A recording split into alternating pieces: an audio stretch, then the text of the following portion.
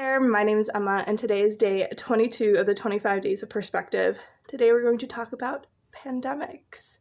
2020 has been a world of change. The world has changed, and we have lived through something that the world hasn't seen in quite a long time. We have gone through multiple pandemics throughout history, but this is the first one after modern medicine has been a big part of our lives. Now, a pandemic is an epidemic that has reached a global scale. An epidemic is a virus that is transmitted from animals to humans, and with the technology that we have, with the ability to trace where viruses come from, we have, for the most part, been able to stop these viruses at the source or fairly close to the source. But because this current one has been so easily transmittable, it is much harder to pin down because people show different symptoms, and this is true for any pandemic, epidemic virus strain. So, how did we get them? How does it come from an animal to human?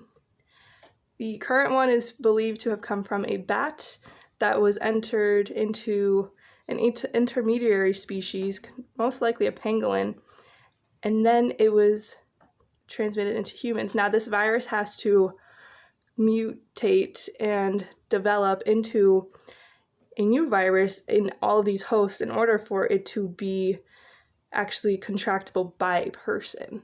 And then when it is in the first human, the virus mutates again, and then it can be spread human to human. So that is how it happened. That is how all pandemics, epidemics, viruses spread. The flu, that is how the flu spread. And then that is how we got to today. So animals are the source of these drastic flus, these huge viruses. And the thing about the medicine that we see today, 80% of antibiotics that are created in the world are fed to livestock. So they're fed to animals. And that means that these viruses, once they're in these animals, these pigs, these chickens, these ducks, because we feed so many antibiotics to them, the viruses inside of them, the diseases, are all able to mutate and overcome any antibiotics, because antibiotics should be able to kill all of the virus, all of it inside of the host of the person.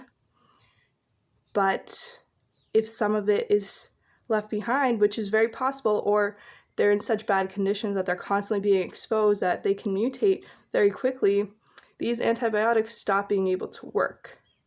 Now, the antibiotics that we feed to animals is the same ones that we give to humans, which is why we're seeing a lot of people not being able to be treated for diseases that should be easily treated.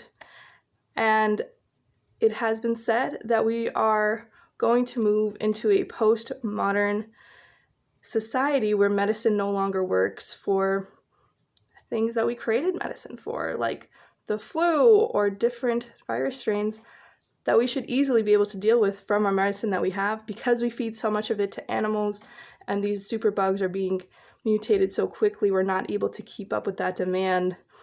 And we might be in a world where most of our medicine doesn't work. So that is a little bit about what is going on. And what happened with this current virus is it went from a bat to an intermediary species to humans. So people deciding to interact with animals, deciding to interact with what is happening in the world currently, in the state that we treat animals, is a big factor in pandemics happening. So somebody's decision and choice to eat an animal is affecting, or has the possibility to affect, the entire planet, which is what we saw with this past pandemic. So I would consider that what we are doing is not okay. That we can stop this at the source if every epidemic comes from farming and interacting with animals and forcing them into these terrible conditions that require these huge doses of medicine.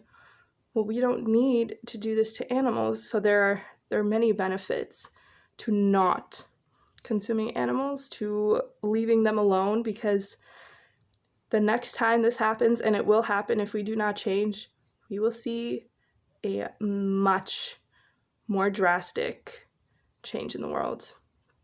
This was a warning sign, and if we do not heed the call, this is going to happen at a much worse scale than it already has, and people have already felt the effect of this at such a grand scale across the entire world that it's time to change. And I really hope it was the wake-up call that we needed to really consider, what are we doing? Why are we doing this? And is there another way to approach life? I think that there is. I encourage you to check out description box and really think about it. Where does the food that you eat come from? What does it mean? What does eating an animal mean? What does all of the things that we do? Why don't we start living with more intention? Because the world needs us to. We need to understand what we're doing, and we can do it together. Thank you for being here, and I hope you have an amazing day.